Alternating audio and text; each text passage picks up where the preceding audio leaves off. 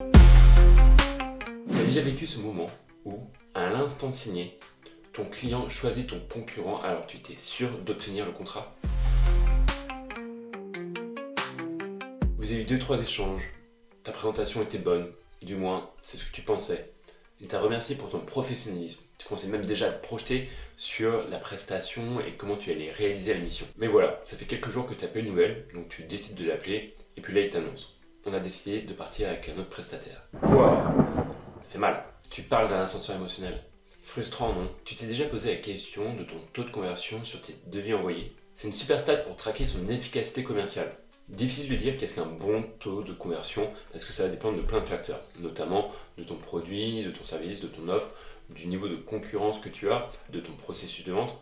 Mais en général, il faut se dire qu'un taux de conversion supérieur à 50% commence à être un bon taux de conversion sur devis envoyé. Dans cette vidéo, je t'explique 5 raisons pourquoi tes clients partent chez tes concurrents et comment changer cela. Alors la première raison, c'est tout simplement que ce client n'était pas fait pour toi. T'es-tu déjà posé la question de qui était ta cible? À quelle typologie d'entreprise et de problématiques tu répondais le mieux? C'est la principale raison pour laquelle les freelances n'arrivent pas à se distinguer et à signer de nouveaux contrats.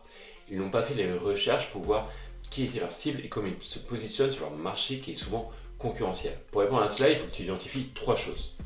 Ton ICP, ton persona et ton positionnement. Le meilleur moyen de trouver ton ICP, ton persona et ton positionnement, c'est de te poser ces questions. Au niveau de ton ICP, regarde tes clients passés et vois s'il y a des entreprises qui se distinguent, que ce soit par leur typologie, leur taille, leur secteur d'activité, ou s'il y a un moment de leur vie d'entreprise en particulier où ils viennent te contacter. Pour ton persona, regarde les personnes avec qui tu échanges d'habitude. Quel est leur niveau de prise de décision?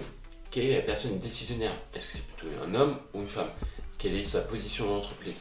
Essaye de dresser un portrait robot pour bien identifier s'il y a des points communs, encore une fois, entre ces différents clients passés. Sur ton positionnement, regarde bien ce qui te distingue de tes concurrents. Qu'est-ce que tu fais mieux qu'eux? Qu'est-ce que tu fais moins bien qu'eux? Quelle est ta vision par rapport à ton expertise qui fait que ces clients devraient venir vers toi? Certains clients devraient venir vers toi. Quelle est ta proposition de valeur en fait par rapport à ton service et à ton offre?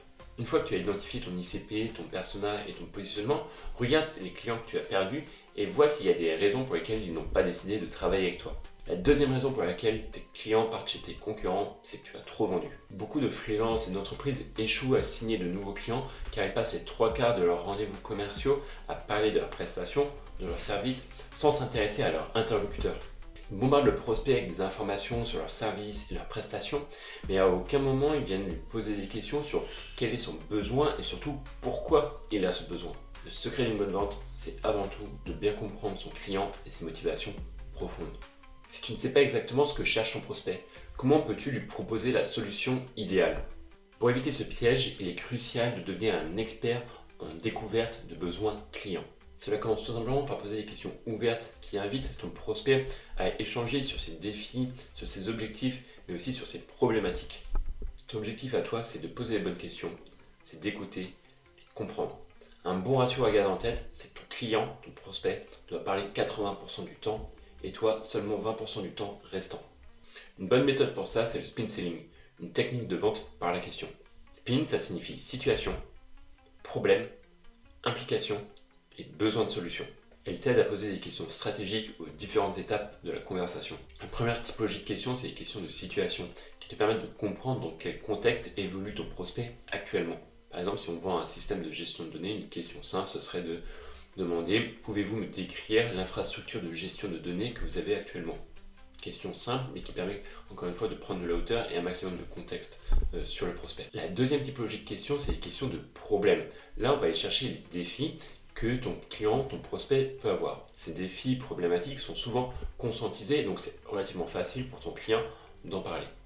La question, ça peut être tout simplement quel défi, quel challenge rencontrez-vous avec votre système de gestion de données actuel. La troisième typologie de questions, c'est les questions d'implication. Donc là, on va concrètement aller chercher les conséquences des problématiques qui ont été évoquées dans la partie juste avant. Là, on doit aider le client à conscientiser quelles sont les implications, quels sont les coûts qu'il y a à faire à son non-changement de situation. Pour reprendre notre exemple de système de gestion de données, une question très simple serait de comment ces défis, comment ces problématiques impactent-ils votre productivité? La quatrième typologie de questions, c'est les besoins de solutions. Donc là, l'objectif, c'est d'aider le client à voir quelles sont les solutions potentielles et surtout quel serait l'impact positif de ces solutions.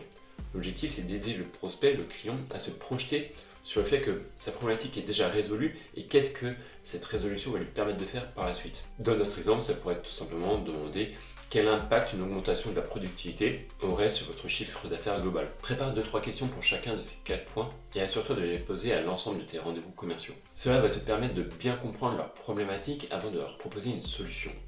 En n'interrogeant pas ton prospect sur les différentes options qu'il envisage, tu rates une opportunité de comprendre quels sont ses critères de choix et de comparaison. Cela te prive également de l'opportunité de mettre en avant les aspects de ton offre qui pourraient faire la différence par la suite. Surtout, s'il te pose des questions et qu'il te nomme des concurrents, ne les dénigre pas. C'est très mal vu en France. Tu peux très bien dire que tu ne les connais pas, ou au contraire, que tu les connais et que tu as entendu des choses positives à propos d'eux, tout en soulignant bien les aspects de ton offre qui te distinguent d'eux. Le meilleur moyen de parler de la concurrence, c'est en fait de dire que vous n'êtes pas concurrent, mais que vos offres sont similaires, certes, mais que vous avez une vision, une manière de travailler qui est différente, et donc que vous répondez à certaines typologies de demandes qui sont elles-mêmes différentes. Prenons le temps de comprendre si ton prospect consulte d'autres fournisseurs et quels sont ses critères de choix.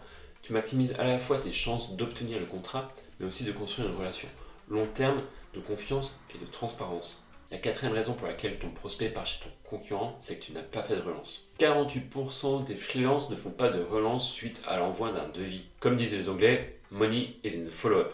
L'argent est dans les relances. Et c'est prouvé, et oui, il y a des études qui ont montré qu'envoyer un seul message de relance augmente le taux de réponse après l'envoi d'un devis de 65%.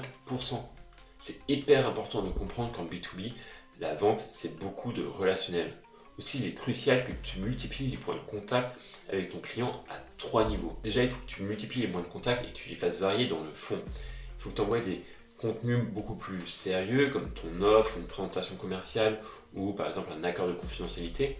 Mais il est aussi intéressant d'envoyer des contenus qui sont moins professionnels et un peu plus chit-chat, comme des messages LinkedIn ou peut-être des SMS ou des WhatsApp. Enfin, il est important que tu multiplies les points de contact avec ton prospect dans le temps. C'est-à-dire que quand tu es en train de le prospecter, tu essaies d'échanger avec lui ou d'avoir un point de contact une fois par semaine ou peut-être une fois toutes les 2 semaines. Mais par contre, quand tu rentres dans une offre finale, donc quand tu es en train de le signer, que tu lui as envoyé une offre, etc., à ce moment-là, il ne faut pas hésiter à essayer d'avoir un point de contact tous les 2, 3, 4 jours peut-être. Alors encore une fois, il faut les varier dans le fond et dans la forme, mais l'objectif c'est que il ne t'oublie pas et que tu restes en fait un peu dans son top of mind des choses à faire. Dis-toi que plus tu vas passer de temps avec ton client, plus tu vas créer une connexion de confiance et de long terme, et donc plus il y a de chances que tu signes avec lui. La 5e raison pour laquelle ton client a décidé d'avancer avec ton concurrent, c'est que tu n'as pas de preuve sociale. Savais-tu que 92% des consommateurs lisent les avis en ligne avant de faire un gros achat? On n'a pas de stats pour le B2B, mais c'est à peu près la même chose. Tes prospects veulent voir des preuves concrètes que tes services ou produits ont répondu à des problématiques similaires aux leurs. La preuve sociale, c'est n'importe quel contenu qui montre que des entreprises ou personnes ont utilisé ou apprécié tes services. Cela peut être des avis clients sur ton offre commerciale, des témoignages vidéo sur ton site, des logos sur ta bannière LinkedIn, ou tout simplement des personnes qui mettent des likes sur tes publications LinkedIn. Nous sommes des animaux sociaux avec une forte tendance à suivre ce que font les autres. Si ton prospect voit qu'il n'est pas le seul à avoir fait appel à tes services, qu'en plus il voit que d'autres personnes ont été satisfaites, ça va augmenter le niveau de confiance qu'il te donne. Voilà, si tu veux davantage de contenu, je t'invite à me suivre sur LinkedIn où je publie tous les jours des nouvelles techniques sur comment signer de nouveaux clients en tant que freelance.